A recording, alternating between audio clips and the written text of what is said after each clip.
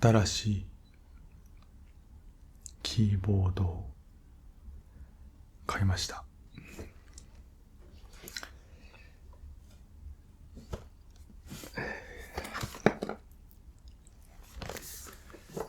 こちらサンダーロボットさんの K96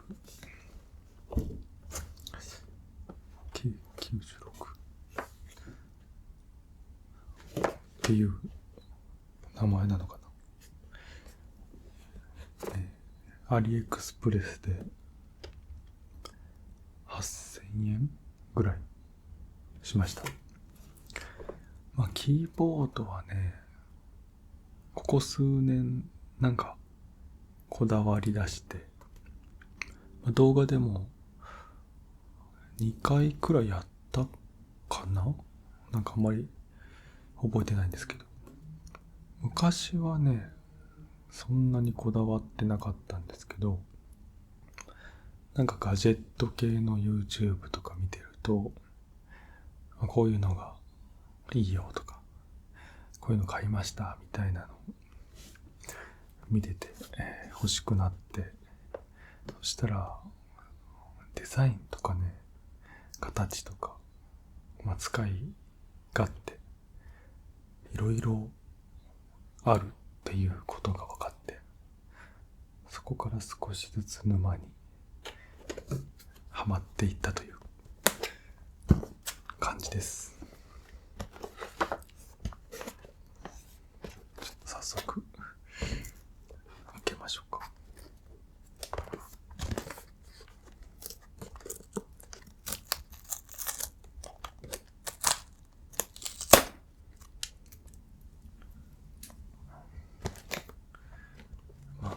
アリエクスプレスって買ったんで、箱はもうすでにポコポコです。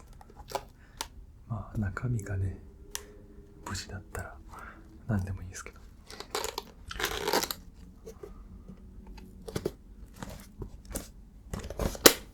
そんなに大きくないタイプ。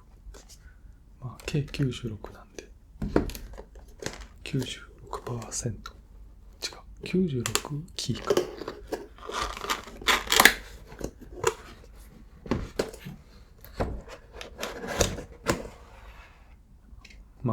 こだわってる割にはあんまり詳しくないっていう。こ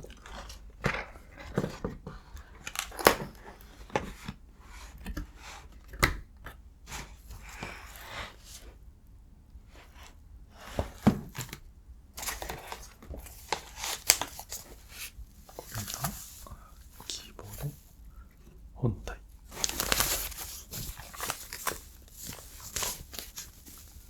薄いプチプチみたい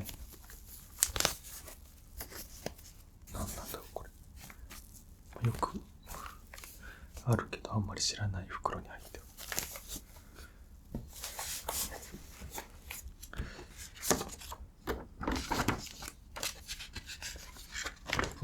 説明書。パッと見中国語で、なんか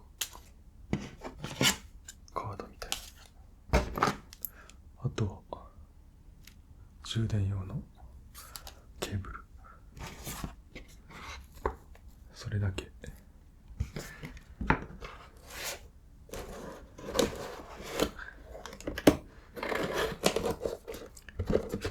高級感とか一切ない。高いものではないのでね。高いキーボードだとほんと3万とかね しますけど、8000円のものなんで、全然十分。マニュアルはいいとして、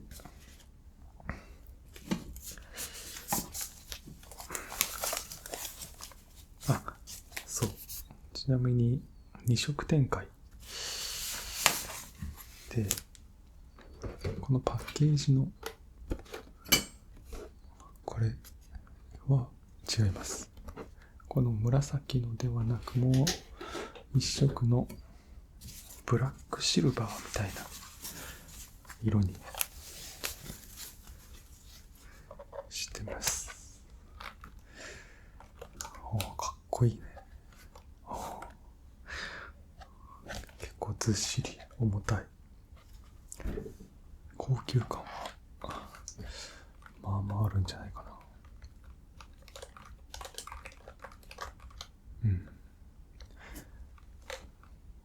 重たい方がいい。持ち運ぶ予定はね、ないので、重たい方がいい。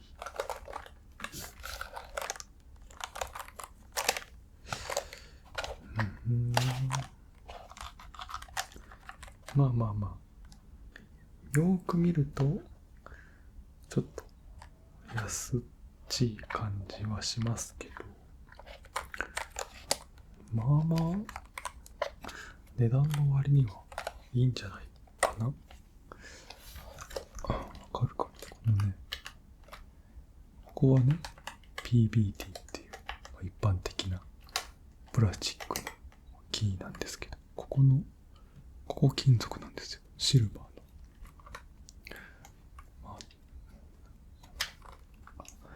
の、なんだっけ、アップルの MacBook 的なアルミの部品が使われてる。チックな感じもなく、なんか、ねじれとかにも強そうで、まあ僕なりのキーボードのこだわりがありまして、まず点キーがあること、これですね。そして US キーボード、JIS キーボードではなく US キーボードなので、ひらがなとかがねなかったり、あとはここら辺に変換、無変換とかひらがなカタカナとかのボタンがないんで、その分スペースキーを幅広く取ることができる。あとはここバックスペースキーの近くに必ずデリートキーがある。横だったり上だったり、キーボードによるんですけど、近くにあるもので、あとはしっかりした剛性がある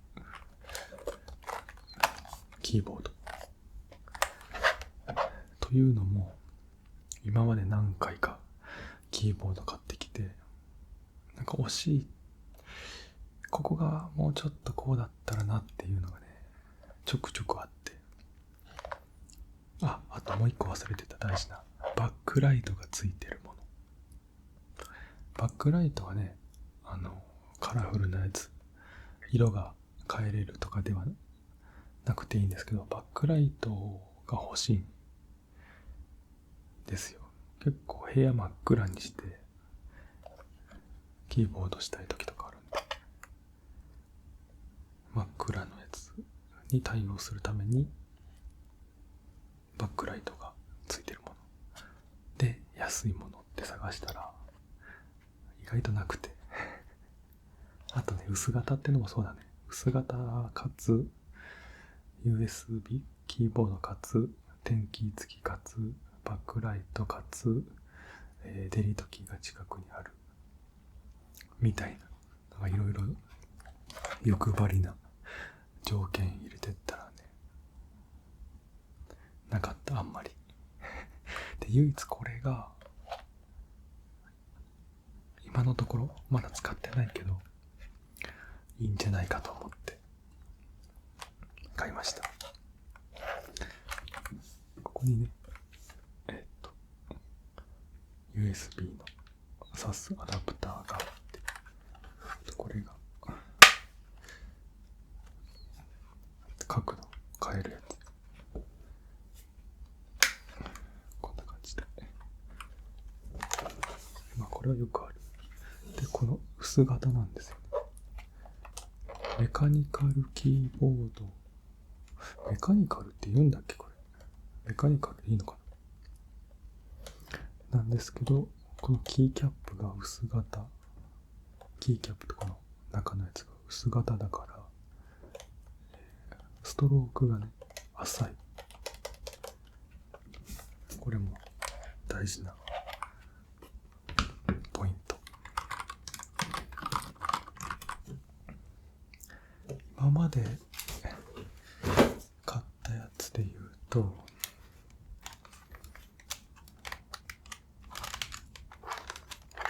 こういうやつ。サイズ感って言ったら結構似てるんじゃない？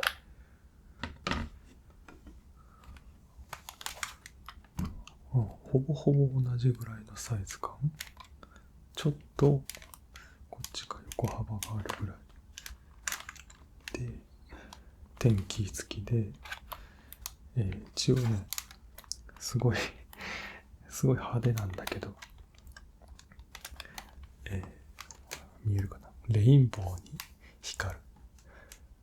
で、このレインボーがね、この色しか選べれないっていうのがデメリットで、だいたい白いバックライトか自分で好きな色を選べるバックライトなんですけど、これなぜかレインボー固定っていう、ちょっとあんまりかっこよくないっていうので、あんまり気に入ってなかった。あとデリートキー。そう、デリートキーがね、ここなんですよ。点キーの0の横で、普通に押したら点なんですよ。で、シフトを押しながら押すとデリートとかいう、ちょっとよくわからない仕様になってて、これはもう最悪でした。もうすごく使いにくい。デリートはこのバックスペースの上か横かに欲しかったんで、その2つかな。あとはあれかな、分厚いストロークがね、結構深い。一般的なメカニカルキーボードなんで、メカニカルなのかメンブレンなのかちょっとわかんないんだけど、深い。なんでこのポコポコ感はすごく気持ちいいんですけど、なんかだんだん指が疲れてくる。押すストロークが深くて、それ以外はね、良かった。大きさと天気とかそういうのはね、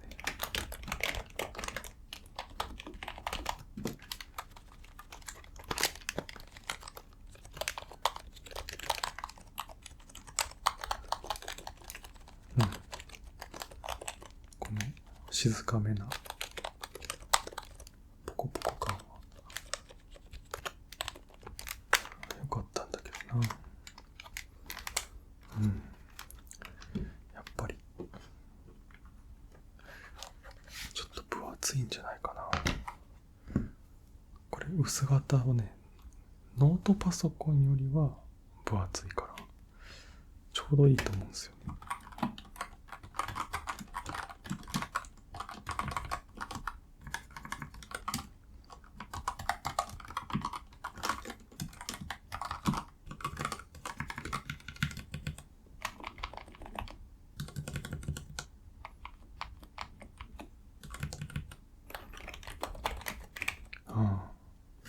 音はこっちの勝ちかな。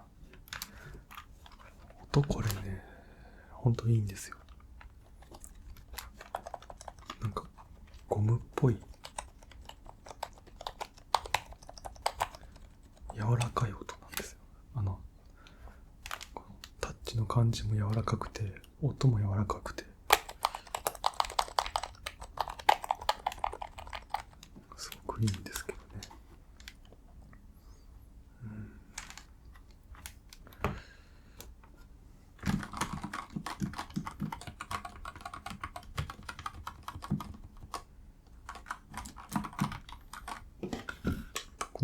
れがガタガタしてるのかな。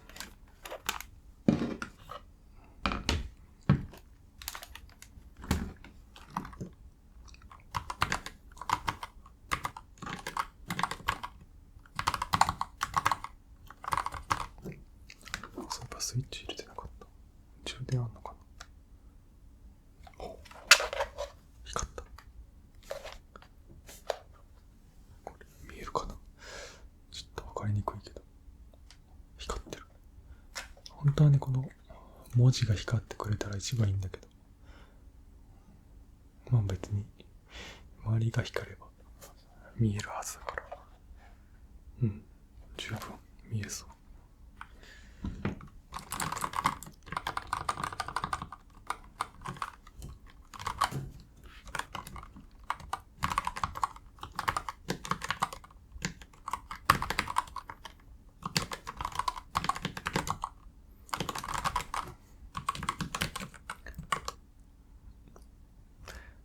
いやー、いいかも。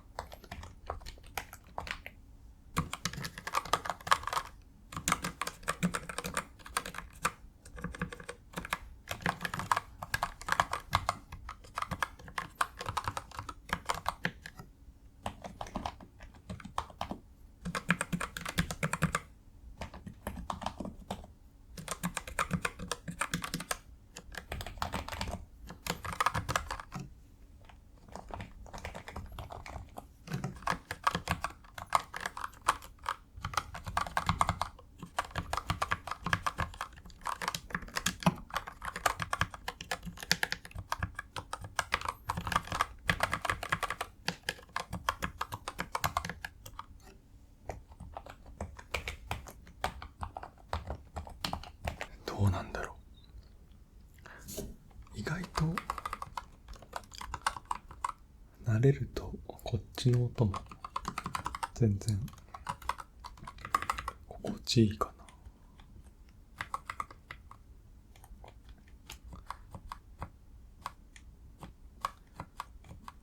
な。改めて押してみるとストローク自体はそんなに変わらないかも。ただ前のやつの方がなんていうんだろう、指が引っかかりやすいような気がする。それがいい面にもなりうるけど、こっちは全く引っかからないので、どっちがいいのかよくわからないな。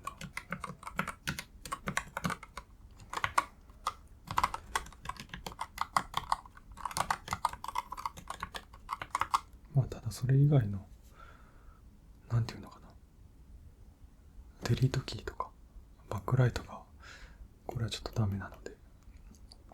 で、前に、ユーグリーンさんのキーボードを買って、動画が上がってるかは覚えてないんですけど、それはね、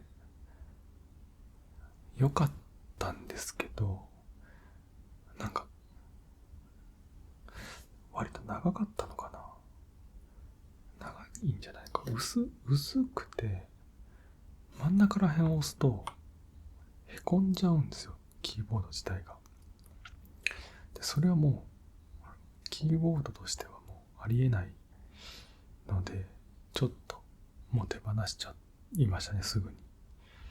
そこだけだったのかな。バックライトもなかったかもしれない。3000円か4000円ぐらいのキーボードだったんで、薄くて、本当のノートパソコンみたいなキーボードで、持ち運びでも使えるし、いいかなと思ってたんですけど、なんせ、こう、強度がなくて、真ん中ら辺を押したら、こう、たわんでしまって、ちょっと使い物にならなかった。で、今回も薄いんで、どうかなと思ったんですけど、やっぱ金属だったんで、ここが、意外としっかりしてて、全然、本気でやったら、たわみますけど、普通にやる分には、全然大丈夫そうかな。いい加減ちょっとこのキーボード沼から脱出したいですね。やっと見つけた。早く慣れたいな。これは絶対使いやすいと思う。あとここのね、ローラー。ここでいろいろなんか、音量調整ぐらいかな。よくあるやつですけど。これもなんか、わかるかな。デコボコがね、心地いいですね。手触りがいい。クリック感はあんまりあれだけど。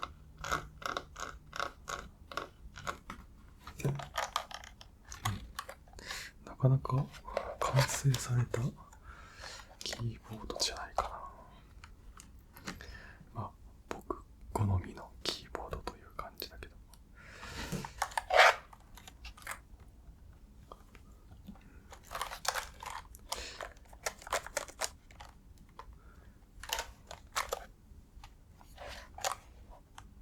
いや、かっこいいわ。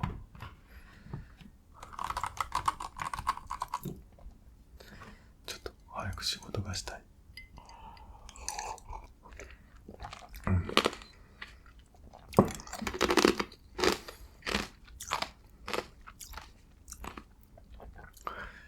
アイスコーヒー飲んで、今日は寝るか。ちょっとだけ試し打ちしてから。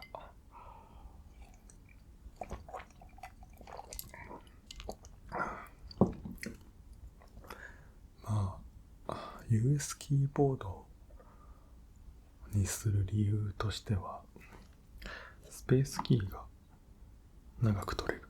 余計なキーがないから、スペースキーが長く取れて、左右対称に作れるんですね。このホームポジションから他のキーの場所が左右対称で、JIS キーボードだとちょっとそれがねずれちゃうみたいな話があって、純粋に打ちやすいのは US キーボードっていう話らしいです。僕はタイピングがね、別にめちゃくちゃ速いとかではないんで、そんなにあれなんですけど、JIS キーボードの方が選択肢が単純にめちゃくちゃ広い、多い。やっぱJIS キーボードだと日本向けに販売しているので、市場が小さいので、種類がね、選べる種類が少ないんですけど、JISキーボードで慣れれば、いろんなキーボードを試せるんで、楽しいですね、キーボード選びが。まあちょっとしたこだわりの仕事道具として、皆さんもいろんなキーボード、自分に合ったキーボード探してみてください。とても楽しいと思います。ハマりすぎると大変なことになるんで、ほどほどに楽しんでください。というわけで今日はちょっとだけ試し打ちして寝ます。おやすみ。